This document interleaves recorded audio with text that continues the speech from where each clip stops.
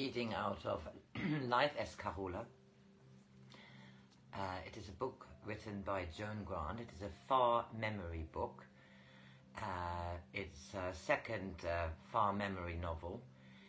Life as Carola gives a fascinating glimpse into life in Italy just before the advent of the Renaissance. She is the illegitimate daughter of Lord Griffin, and her and her mother had been banished from their home. They have been on the road. There was a battle, and unfortunately Carola's mum was stabbed and died. She's now alone. We are in chapter 7. She is about 10ish, I think. Joan Grant passed away in 1989. This chapter 7 is entitled The Farm. I cannot remember how long I stayed in the deserted inn, but it must have been more than a week. I was so very alone. I could not even meet my mother when I was asleep, nor did my shining one come to me in a vision. The smell of death slunk into my room through the thin partition, so I knew that the dead man was still lying there. I prayed very hard that his soul was at peace, although I had not the courage to go and say an Ave over the body in which he had lived. Somehow I felt sure that Bernard was alive, and I kept thinking that he would come and find me. But at last I realized that now I had to look after myself, had to find the food I ate and the place I slept in, and for a companion I only had my own heart. I lived on the raw turnips I found in the shed at the back of the house, and as the hens had not been stolen from the coop, I had an egg nearly every day. The innkeeper's wife had left some of her clothes behind, and rolled up with a piece of embroidery there was a needle and a hank of blue thread, which I used to shorten a woolen overdress, so that I could wear it. It didn't seem like stealing, because I had not taken it if someone else would have done so. If I hadn't taken it, someone else would have done so. I had propped open the small door into the yard in case Celestina found her way home, and I went to the stable many times every day to see if she had come back, but I never saw her again. I hoped that she was safely dead, because she would have forgotten what it was like to have people unkind to her, and it would not be able to understand if they got angry or beat her. And one of the many things that had always made me feel a stranger when I went to church was that though the priests said God had created heaven and earth, they also said that animals had no souls. Why would they not teach what they must surely have known to be true, that animals are our younger brothers? If man is cruel to an animal, he that is the father of both of them will rise up in wrath, even as an ordinary father would beat his eldest son if he stoned the youngest of the family as it slept in its cradle. Very early one morning I went down and hid near the east gate to see if there was any way of leaving the town without being questioned. I remember that my mother had told me that no one with the mark of the griffin could hope for clemency in Padua, so I was frightened of being searched. I saw that some of the people who lived inside the walls were going out to work on the fields, and that with them were many children. I slipped out of the shadows and joined the crowd, and the warden of the gate never noticed that there was a stranger amongst the others. Everything I possessed I had tied in a bundle, which I carried over my shoulder on a stick. A cloak I had made out of a woolen bed cover, the blood-stained shift, some turnips, and 5 eggs. I walked on and on through the bleak vineyards. The vines looked cold and dead. The grapes had been gathered, but a few leaves still clung to the black stumps. That night I slept in a copse. A thin rain was falling, and I knew that soon I should have to find a roof to sleep under, for winter was coming down. The days were like a dream from which I could not wake, a dream of being tired and cold and hungry. At first hunger was the worst, but then it was the tiredness, because at night it was too cold to sleep. One night I crept into a haystack for shelter. It was much warmer than a field, and the mice made friendly noises as they scuttled through it. In the morning the farmer found me there.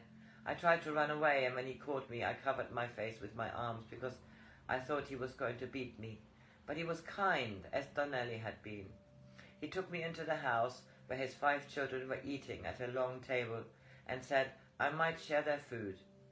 I thought it would be wonderful not to be hungry any more, but it hurt as if I had eaten a live rat instead of a bowl full of peas porridge. Soon I was very sick, so I had to explain that it was because I had eaten nothing for 3 days. The farmer did not ask me where I had come from or why I was nearly starving. He seemed to know I did not want to talk about it, and he said I must go and rest in his daughter's bed. I fell asleep at once, and it was dark when I woke. A little girl brought me a cup of goat's milk and a posset of herbs, and after I had drunk them, I felt much stronger and went to sleep again. Next morning, Giorgio, the farmer, told me that his wife had just died. He needed someone to look after the baby and the youngest boy, who was only 3 years old, and that if I would do it, I could stay on as long as I liked. I was very grateful to him. In time, grew to be quite happy living there. I used to milk the goats and often helped to feed the pigs and the oxen, as well as cooking for the whole family and washing all their clothes in the stream which ran through the pasture. Except during the winter, the farm produce was taken into the market every week.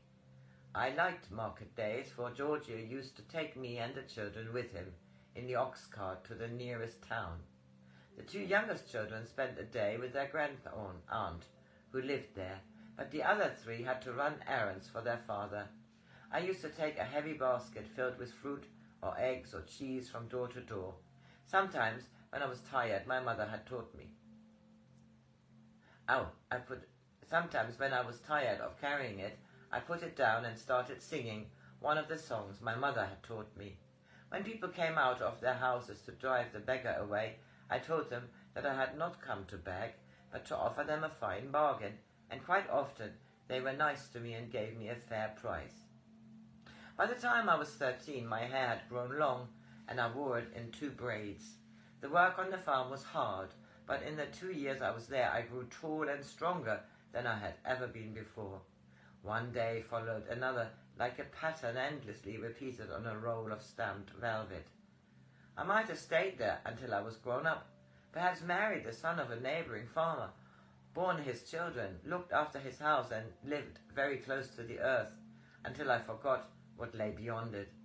Had I not gone into the town one day to take a cheese of my own making to the wife of the innkeeper? I wonder what I should have done if I could have known how that day would change the colour of my life. Should I have still gone out to meet experience, or chosen to stay at the farm and live as a peasant? Next chapter. New LUTE.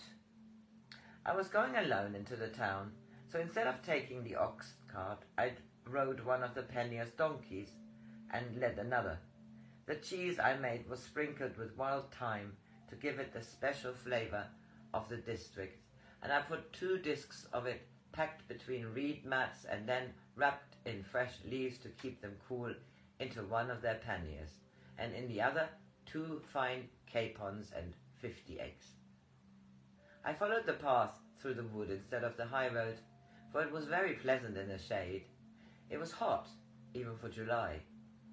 The dust was fine as flour, and the donkeys ambled through it quietly as shadows. The air danced in the heat, but the watching trees were still.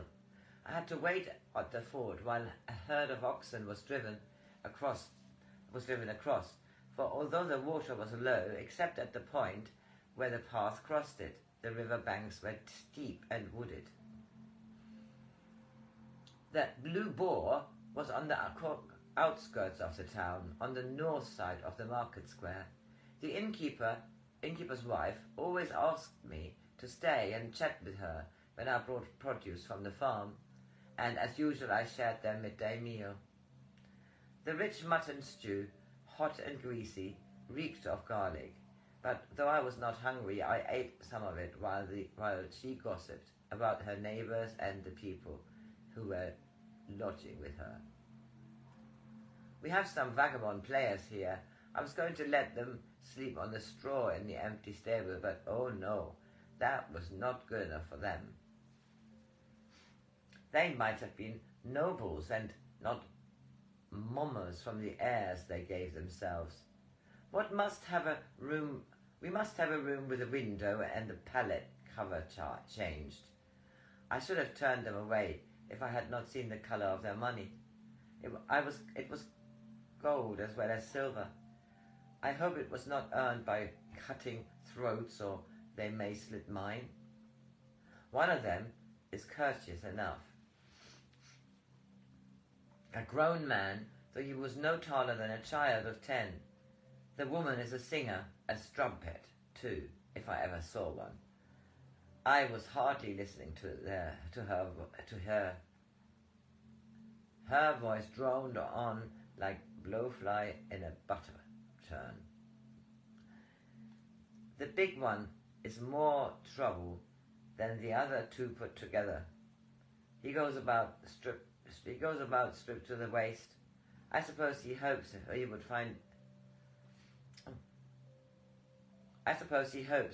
the kitchen girl will grow hot at the sight of his muscles, and they would if I didn't keep after them. Silly giggling wretches. And boast.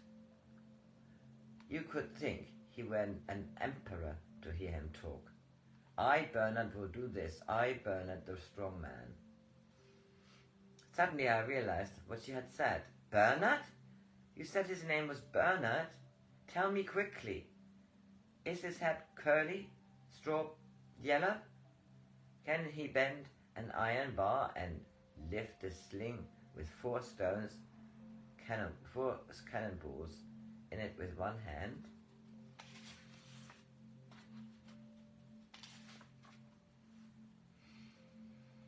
That's the man. Where have you seen him? For they say they are strangers here. When I asked them if they were going on to Padua, he said no, it's an accursed town. More of his silly talk. Why should Padua be accused, unless all its scholars? It's a great place for scholars, so I've heard. Are learning sorcerer's tricks? Are they learning sorcerer's tricks? Where is Bernard? Is he still here? I must see him. Asleep in the room at the top of the stairs, unless he's gone out when my back's turned. Sleep half the day and roister at night. That's what they do, instead of taking the men for their hourglass like good Christians.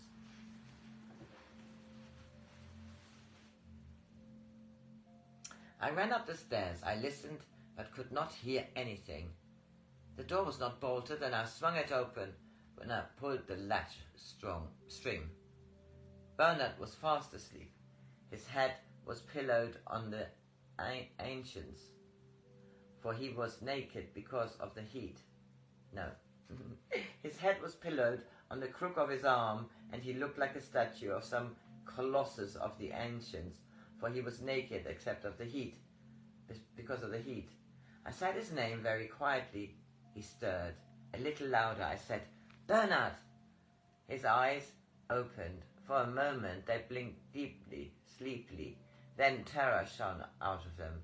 He cowered back in a corner, and crossing himself, he jubbled, You can't come back. You were buried in consecrated ground. I stayed in Padua till I was sure that I paid gold for masses to be said for your soul. Where is Olivia? Why is she not with you? It was only Olivia who died. Don't be frightened, because Bernard, I'm Carola, grown a little taller, but the same Carola. They told me you had been burned with your mother. The priest may have thought I was killed after I ran away from him. I promised Olivia that I'd look after you. and I never found you. She must be sitting among the stars, hating me for betraying her. He began to cry noisily like a child. He had always been like a child. My own childhood memories seemed such a long time ago that I had almost forgotten it. But since I had lived on the farm, I had learned.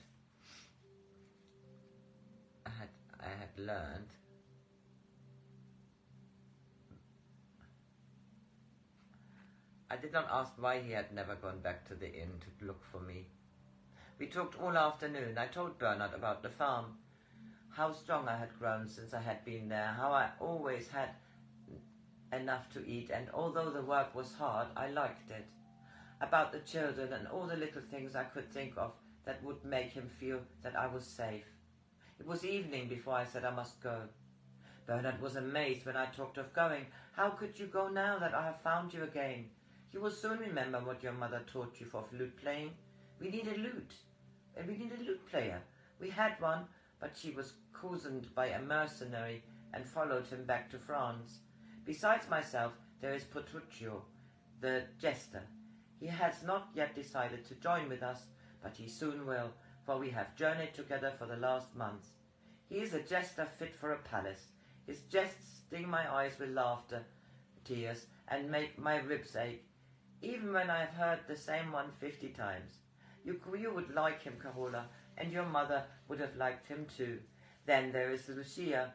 She is a singer. Her voice has not the sweetness that your mother's had, but men always gather to listen to her. She has a good heart and a kindly tongue. I must be honest with you. I think your mother would not have liked Lucia, but then your mother was nearer to a saint than a woman. Yes, sometimes in her blue fall she looked like the Madonna herself, and that's not blasphemy, now she is in heaven. Don't be too strict in your thoughts of Lucia. You never liked priests, did you, Carola?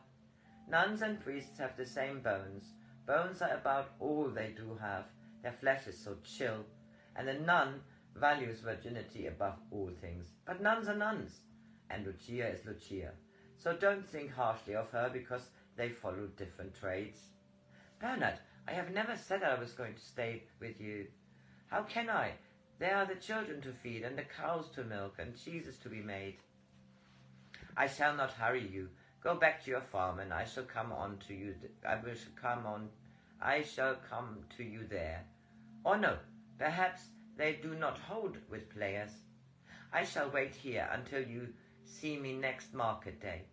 Despite what you tell me, I cannot believe that the Carola I knew, the one who was so keen on adventures and excitement, wants to spend all the rest of her life quiet as a stalled ox. When I left Bernard, I thought I should see him only once again to say goodbye. But suppose I had grown too used to wandering to be content to stay all my life in the same place. Bernard seemed the only link that was left between me and the life I had lived with my mother. We had gone through so many different things together, and he had been very kind to me after his fashion.